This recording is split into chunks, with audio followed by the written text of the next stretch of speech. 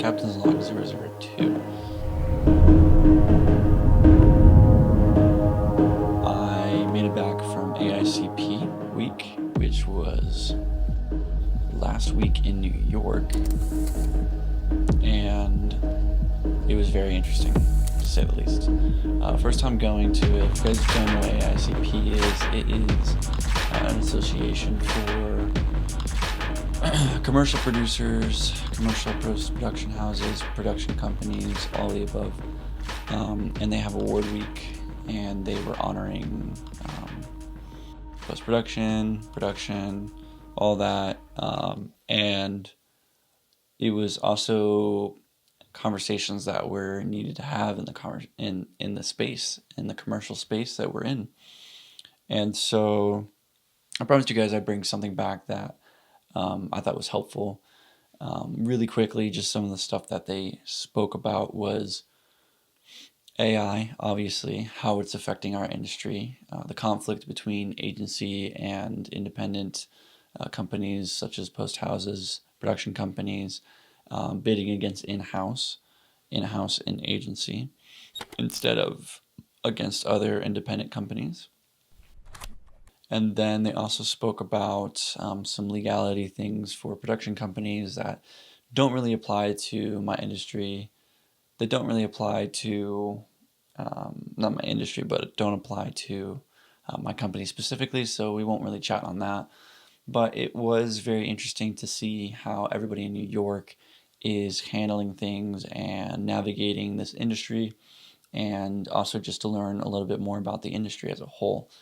They spoke a lot about AI and what it's going to look like, and basically talking about possible legal measures that are going to be implemented and regulations for just the content creation space as well as the advertising space. What is that going to look like? And there's a lot of heated topic about AI amongst the community there, but some of the things I pulled away was that a lot of agencies as well as just brands want to actually implement artificial intelligence generating content and things of that nature, which will definitely be pushed to happen regardless of what happens right now. Whether people are for it or not, people are going to try it for cost-effective reasons and for possible, predictability reasons for developing different generated content that actually might be able to be more measured than, say, creating something from, an idea. So we'll see what it looks like. I know there's some chatter about Meta in 2026 looking to only exclusively use artificial intelligence to develop all of their generated content, which is interesting, and I think it's a good thing to see how it's actually going to happen. I do believe that it's going to open up opportunities to show the flaws and the issues with it. But we'll see. Yeah, leave your guys' comments on what you guys think about AI in the space right now. Obviously, everybody's like, oh, it's going to take over the, community, or not the community. It's going to take over all the advertising and everything, and it's going to happen. It's inevitable, which I agree, but also we got to think about the legal implications. So this was the biggest counter claim to what about using AI content. And they basically were talking about using other people's generated content is actually stealing and copyright issues. So the issue with AI is that it needs to be trained on data.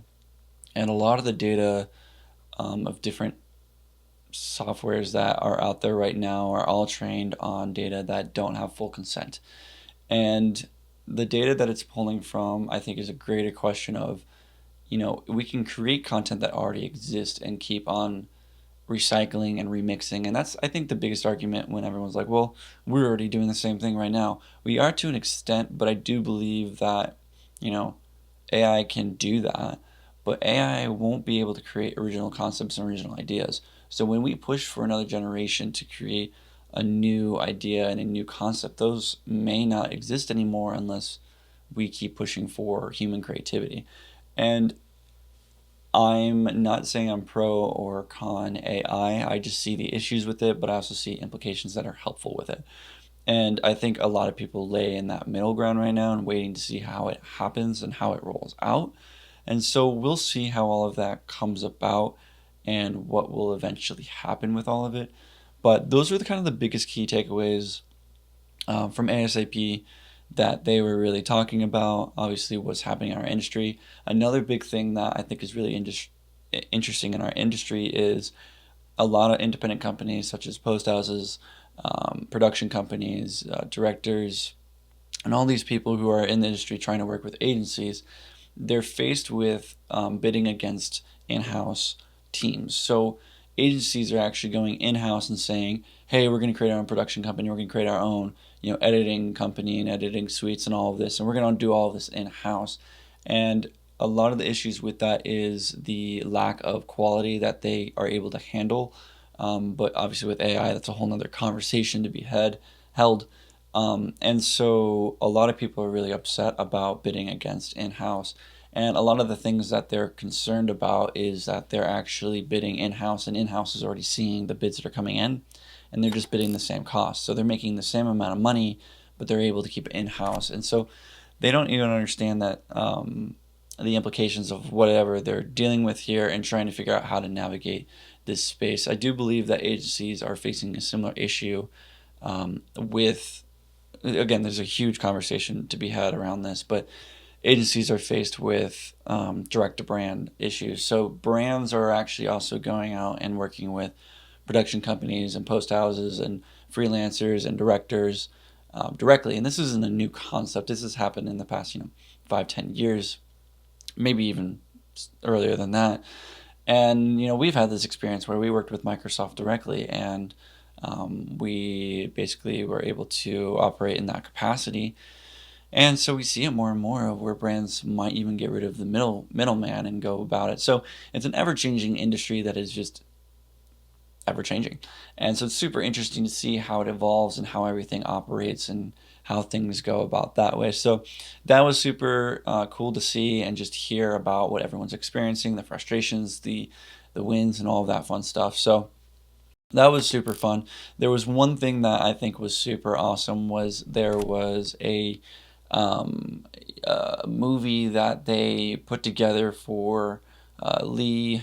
I'm going to butcher his name. Lee Clow, I believe. I will put his name in the description here with the assisted link that I'm going to talk about here. But they made a movie about basically about him. He was basically narrating it, but also his life with working with Chiat Day, which is an agency, and his boss, and then also working with Apple. Pretty much, they talked about a bunch of different projects, but they talked a lot about Apple and just working with Steve Jobs and all of that. It was super interesting to watch. If you're curious about the advertising industry, highly recommend watching it. It's only on MoMA.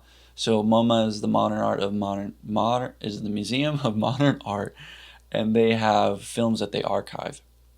And this one was Here's to the Crazy Ones by I don't remember who it's by, but Lee is in it, so you can search it up that way. That movie is super interesting if you want to see a little bit about agency world and what it started off as and like what it looked like in the beginning days and then what it looks like now. Super interesting facts about different agencies, about different stuff that they actually did and projects that they did. Super interesting backstory about Apple that I didn't even know about. Most of the stuff you guys might have heard of just through history books and all that fun stuff. So that was a little bit about AICP, and so that was a super awesome week in New York and just seeing all of that stuff.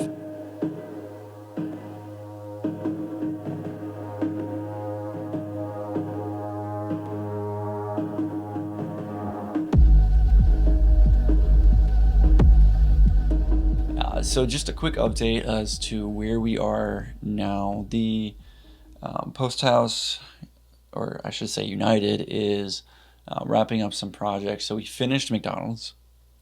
We got there. We made it. I think they're shipping. I think today the 12th. They shipped. They're shipping it off in about 3 days. So we'll be able to get you some eyes on that and see what it looks like. And then also we're still doing Amazon projects, and those are seem to be never ending. They are projects that, they sometimes start and then we have a huge lull in between sometimes. So it's interesting how those projects operate. But so we actually did a spec ad for Wrangler. Well, it wasn't for Wrangler, but spec ad of Wrangler. And so I'm gonna go ahead and show you guys that. In the beginning, the earth was without form, silent, waiting. Then God breathed life. He formed man from dust and placed him in the garden. Man walked the soil, named the creatures. From his hands came fruit, from his breath came language. And thus began the story of creation and labor.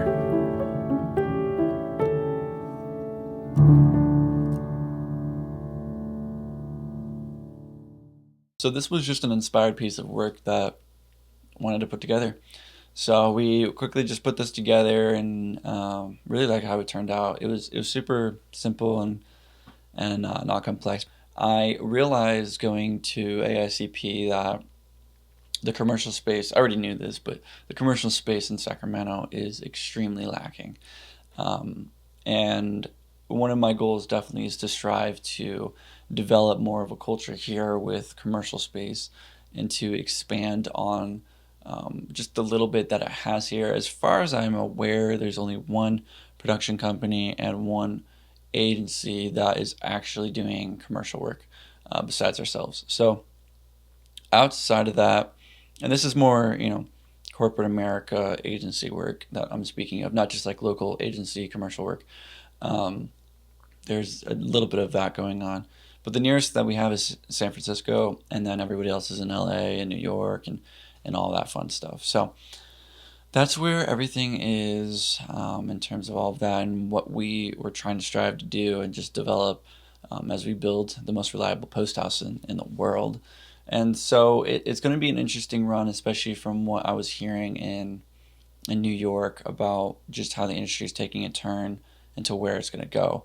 I I don't know what that looks like or anything like that, but it's going to be a fun journey to just develop along and to see what comes of everything. I mean, there could be a world where we develop so much content from AI that we lose so much human touch.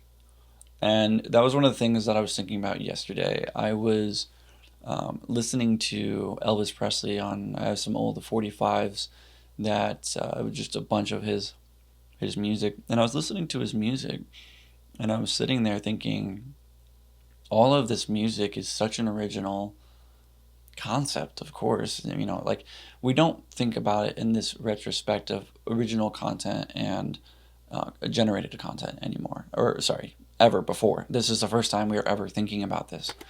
And thinking about how there is a possibility that we'll lose a lot of that original content, and where we won't be celebrating what humanity is creating from nothing, and developing and molding and crafting and all of this creative endeavors because of these tools that are coming out.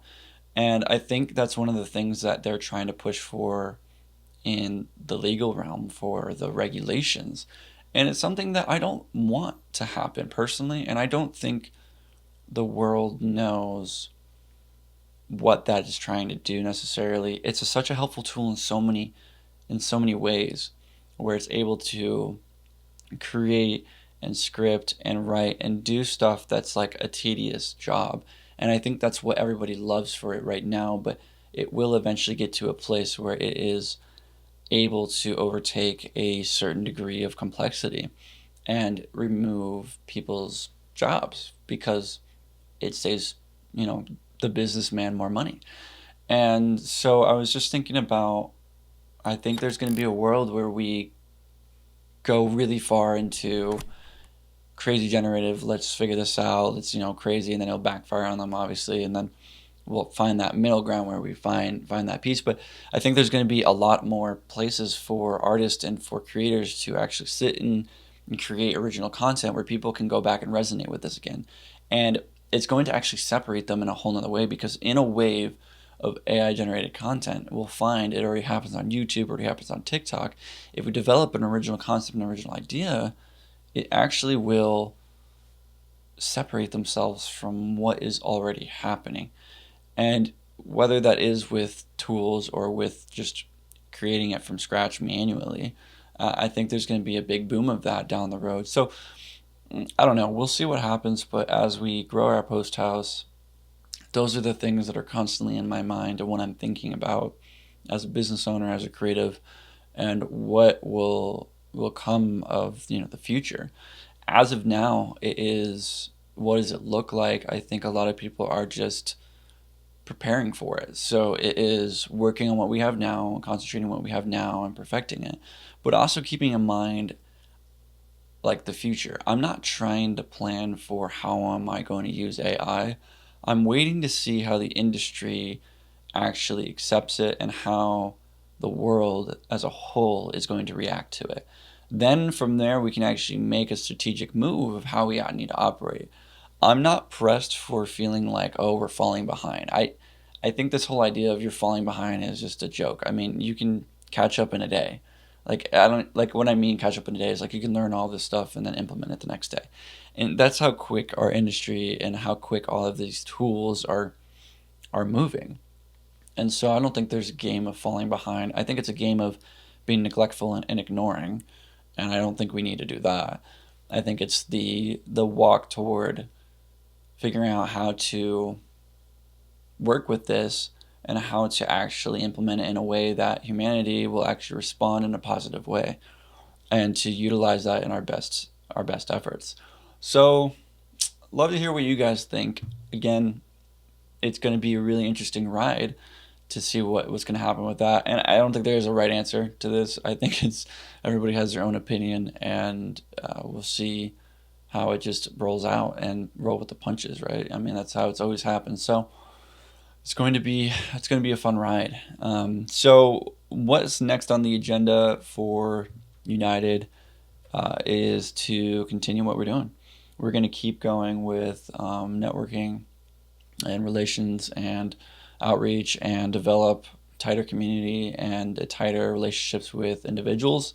It's always what we've been about, and it's what we'll always be about. That will never change. Anyway, I'm going to go ahead and close this one out. Looking forward to what the next couple of weeks have in store, and talk soon.